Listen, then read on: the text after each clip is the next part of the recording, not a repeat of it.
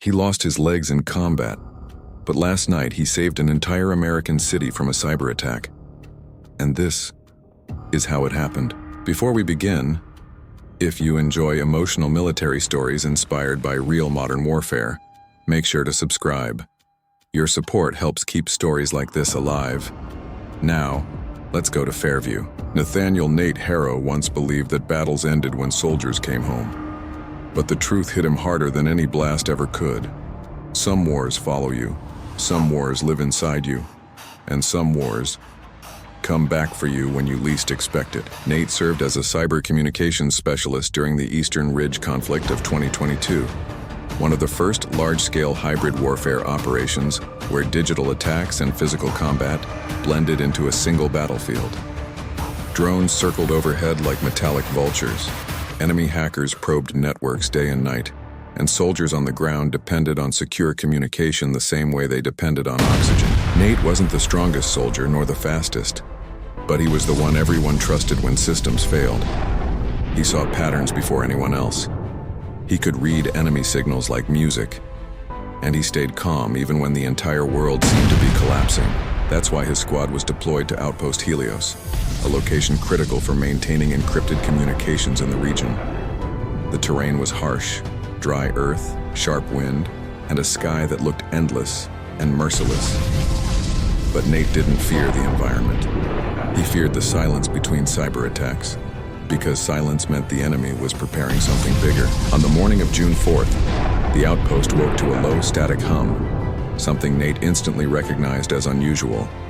He leaned closer to his monitor, eyes narrowing. Bursts of strange data pulsed through the system. "Someone's testing our firewall," Nate muttered. Marcus Flynn, Nate's closest friend and the squad's medic, walked over with a half smile. "Your tone says this isn't the fun kind of testing." "It's not," Nate replied, fingers flying across the keyboard. "It's surgical. It's professional. Whoever's doing this knows exactly where to look." Before Marcus could respond, the sky changed. A hacked surveillance drone cut through the air, spiraling downward like a wounded predator. Nate didn't even have time to shout. The drone exploded. Heat, sand, metal, darkness. Everything hit at once. The ground buckled beneath him. The air vanished from his lungs. His ears rang with a high-pitched scream that didn't feel human. He tried to move, but nothing below his waist responded. He tried to call Marcus's name, but only a rasp escaped. Through the haze of smoke, he saw Marcus running toward him, dropping to his knees.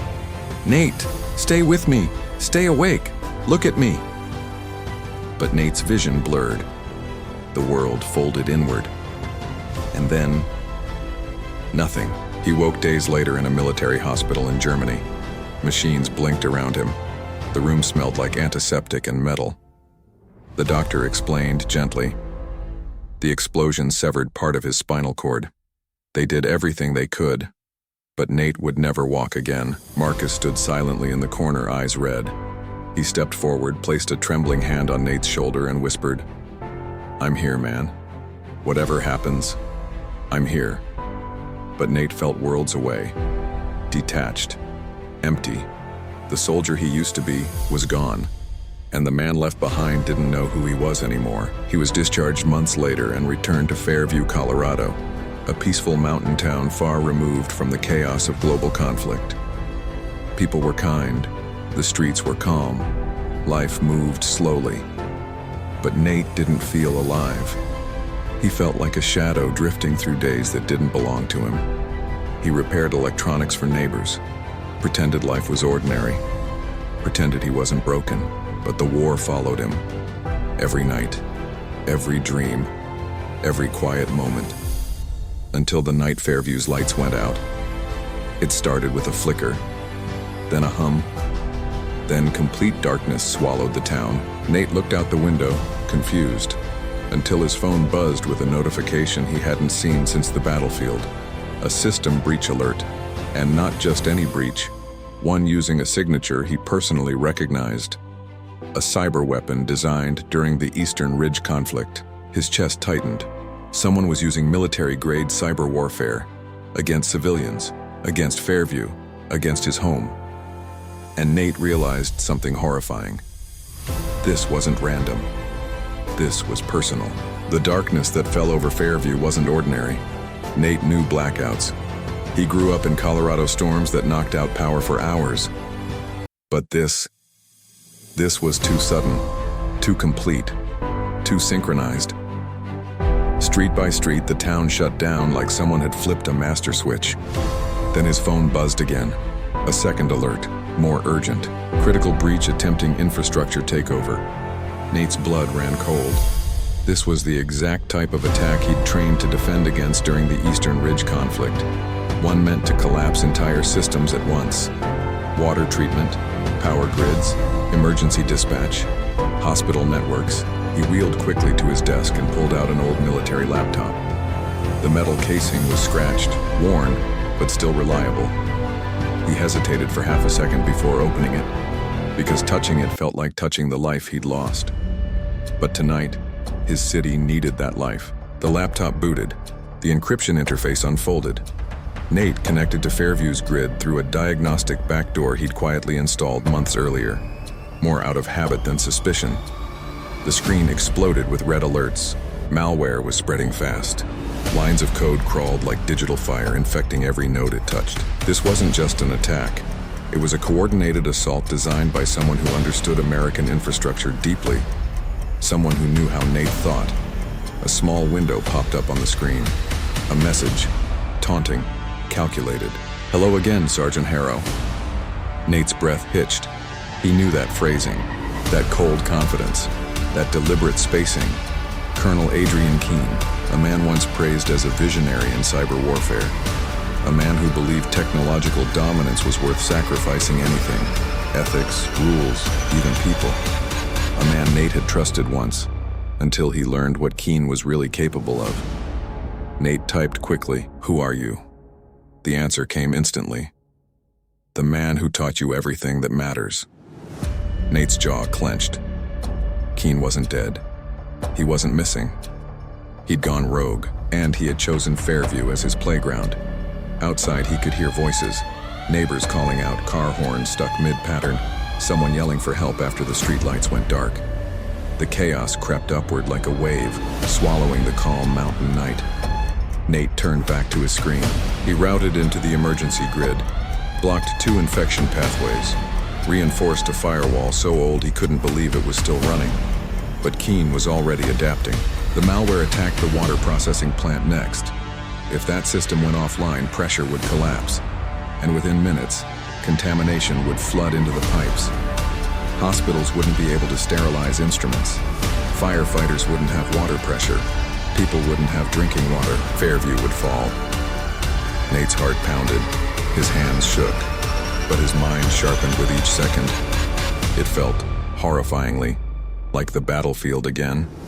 Except this time no one else could see the explosions. He typed faster. He isolated the attack. He trapped it in a virtual sandbox. For a moment he thought he was gaining ground. Then the screen flickered. Keene broke through another route. "You're slower than you used to be." Nate swallowed, anger burning behind his ribs. "What do you want, Keene?" he typed. The response chilled him. "To see if the soldier I built still exists, and to show you what real power looks like." Nate stared at the words, fury mixing with fear. Keene didn't care about Fairview. He didn't care about lives. He wanted to test Nate, to prove that even broken, Nate was still a threat worth challenging. "You taught me a lot," Nate whispered to the empty room. "But you forgot one thing. I'm not yours anymore." He initiated a countermeasure he'd built years ago, a rapid isolation protocol known internally as Falcon Shield. It sliced into the malware, cutting off peripheral tendrils, compressing the attack into a single core. Keene reacted immediately. The town's traffic lights surged with chaotic patterns. Hospital backup systems flickered dangerously. Fairview Middle School's fire alarm system activated. Keene was forcing Nate to split his attention, but Nate refused. He remembered countless nights during training where Keene drilled into them. Focus is the difference between surviving and becoming collateral damage. Now that lesson would turn against the teacher. Nate locked onto the water system attack, the most critical threat. He tunneled past corrupted nodes, bypassed false IP trails, and found the command route Keane was using. It was sophisticated, encrypted, hidden under layers of camouflage code. But Nate recognized something, a pattern, a rhythm. Keane always left a digital fingerprint, a tiny signature buried deep, like a whisper only Nate could hear. There, he found it. And once Nate saw it, he knew exactly how to break it. He constructed a mirrored loop, an illusion of progress that guided the malware in circles. Then he triggered a collapse of the false structure. The malware froze. For one agonizing second, the entire system hung in silence. And then, Fairview's lights flickered. Water pressure readings normalized. Heart monitors at the hospital stabilized. Nate gasped and pushed back from the desk, exhausted but not finished, because Keane wasn't done. Another message appeared. Good move. But let's see how long you can keep your city alive. Nate clenched his fists. For the first time since losing his legs, he felt like a soldier again. And this war was far from over. Nate's apartment felt smaller with each passing second, as if the walls were tightening around him.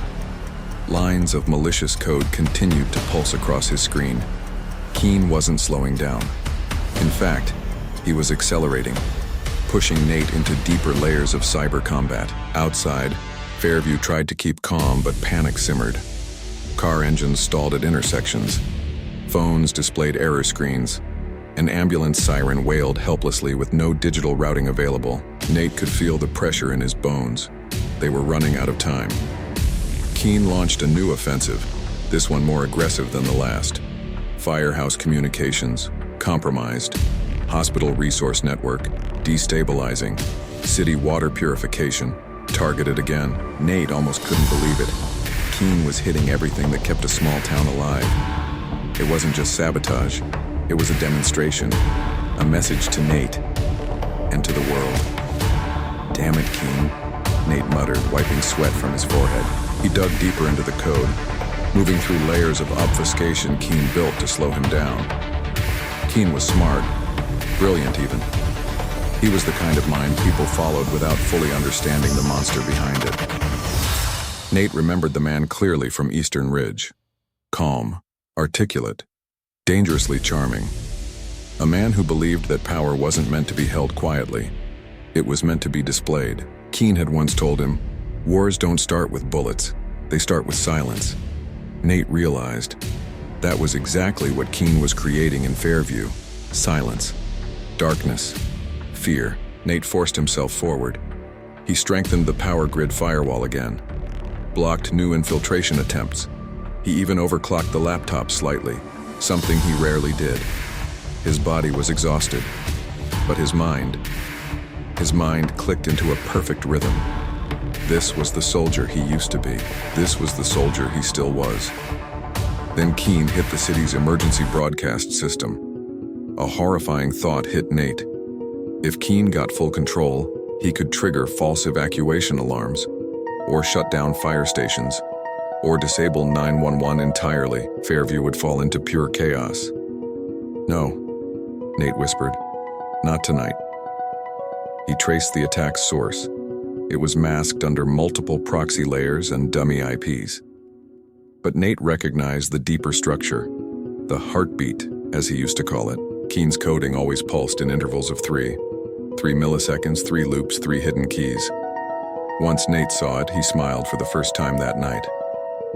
"Got you." He launched a counter-intrusion, slipping into the malware's root.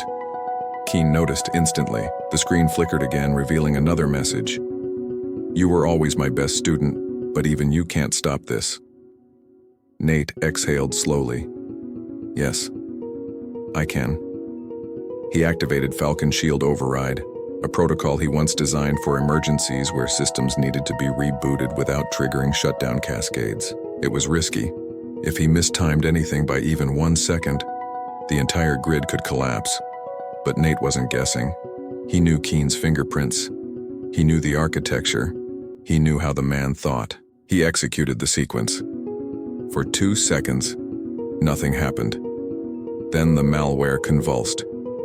Keane tried to fight back, injecting new lines of code, attempting to regain control. But Nate trapped the attack in a mirrored structure, a digital hall of mirrors where every command reflected endlessly back at Keen. His virus was fighting itself. Nate slammed the final command. Everything froze. Fairview's infrastructure systems rebooted one by one. Streetlights flickered to life. Traffic lights resumed normal rhythm. Hospital monitors stabilized. Water pressure returned to safe levels. And then, silence. A different silence. A peaceful one. Nate leaned back, heart pounding, chest tight with emotion. He'd done it. He had saved Fairview. A soft glow filled the streets as lights continued to return. From his window, Nate could see people stepping out of their houses, looking up as if the sky itself had returned to life. They didn't know what happened. They didn't know how close they came to disaster. They didn't know the man who saved them was sitting alone in a small apartment, exhausted and shaking. But Nate didn't need them to know. For the first time since Eastern Ridge, and he felt whole. His laptop beeped. A final message. "Well done, Sergeant. This is only the beginning." Nate stared at the words. He didn't feel fear anymore, just resolve. "You want a war, Keen?" he whispered. "You just found one." He closed the laptop gently. His legs were gone. His uniform was gone. His life had changed. But Nate Harrow was still a soldier. And tonight he proved it. Fairview slept safely that night, unaware of the silent battlefield that had unfolded in its networks. Unaware of the veteran who fought not with guns, but with a mind sharpened by pain, discipline, and courage. A man who couldn't walk but still stood between his city and destruction. If this story moved you, if Nate's journey meant something to you, please subscribe, like, and leave a comment. Your support helps bring more stories of courage, sacrifice, and redemption to life. Thank you for watching. Stay vigilant. Stay human. Warrior Resurgence, out.